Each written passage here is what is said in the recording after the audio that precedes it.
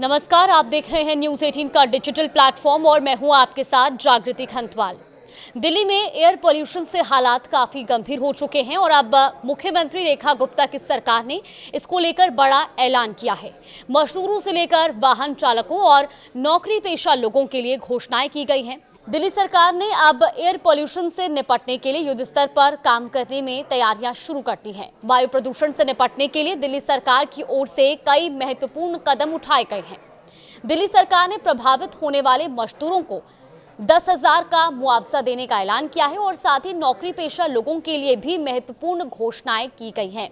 सरकार ने 50% स्टाफ के साथ ही ऑफिस चलाने का निर्देश दिया है।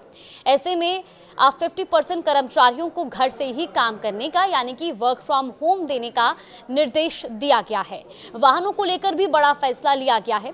चलिए इस पूरी वीडियो में आपको विस्तार से बताते हैं। दरअसल दिल्ली सरकार के श्रम मंत्री कपिल मिश्रा ने वायु प्रदूषण से निपटने को लेकर बुधवार 17 दिसंबर 2025 को बड़ा ऐलान किया। उन्होंने कहा कि इस गंभीर समस्या से निजात पाने के लिए कुछ कड़े निर्णय लिए गए हैं।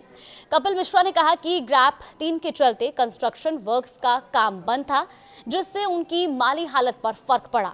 सभी रजिस्टर्ड मजदूरों के बैंक खाते में 10,000 रुपए डीबीटी के माध्यम से ट्रांसफर किए जाएंगे। यह अभी 16 दिन का है। फिर कपिल मिश्रा ने आगे ये भी बताया कि ग्रैप 4 का भी इन मजदूरों को पैसा दिया जाएगा। ग्रैप 3 और ग्रैप 4 के कारण बेरोजगार हुए निर्माण श्रमिकों को 10,000 रुपए मुआवजा देने की घोषणा की गई है। इसके अलावा गुरुवार से सभी सरकारी और निजी संस्थानों में 50% कर्मचारियों के लिए वर्क फ्रॉम होम होना अनिवार्य होगा। निर्देश अगर नहीं माने गए तो उन पर कार्रवाई भी की जाएगी। ग्रैप 3 पिछले 16 दिनों से लागू है और इस दौरान जिन श्रमिकों का काम बंद हुआ उन्हें मुआवजा दिया जाएगा। सरकार में रजिस्टर्ड श्रमिकों को ही ये मुआवजे का लाभ मिलेगा। ये निर्देश अस्पतालों, प्रदूषण से लड़ने वाले विभागों, फायर ब्रिगेड और अन्य जरूरी सेवाओं के कर्मचारियों पर लागू नहीं होंगे। देश की राजधानी दिल्ली की सरकार ने बढ़ते प्रदूषण को देखते हुए नौकरी पेशा लोगों के लिए बड़ा फैसला किया है। कपिल मिश्रा ने कहा कि दूसरा निर्णय ऑफिस जाने वालों के लिए है, यानी कि सभी प्रतिष्ठान जिसमें सरकारी और प्राइवेट दोनों तरह के प्रतिष्ठान शामिल हैं, इसमें केवल 50% यानी कि 50% अटेंडेंस के साथ ही ये संस्थान चलाए जाएंगे। हालांकि स्वास्थ्य, बिजली, पानी, डिजास्टर मैनेजमेंट और पर्यावरण विभाग पर यह 50% का फॉर्मूला लागू नहीं होगा। कपिल मिश्रा ने वर्किंग आवर्स को फ्लेक्सिबल करने की भी अपील की है। आपको बता दें कि दिल्ली में प्रदूषण की गंभीर स्थिति को देखते हुए सर्दियों के मौसम में वर्क फ्रॉम होम के फॉर्मूले का अक्सर इस्तेमाल किया जाता है और इसके अलावा कार पूलिंग का यूज करने की भी सलाह दी गई है।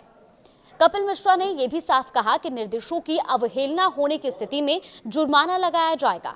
दिल्ली में एयर पोल्यूशन पर कपिल मिश्रा का ये कहना है कि आम आदमी पार्टी सरकार ने कुछ नहीं किया और ये जो भी आप देख रहे हैं ये सब 12 साल का प्रदूषण है, यानी कि 12 साल में स्थिति इतनी खराब हुई है, ऐसा कहना है कपिल मिश्रा का। उन्होंने कहा कि ये प्रदूषण हमें विरासत में मिला है। आपको बता दें कि सर्दियों के मौसम में हर साल एयर पोल्यूशन की हालत गंभीर हो जाती है।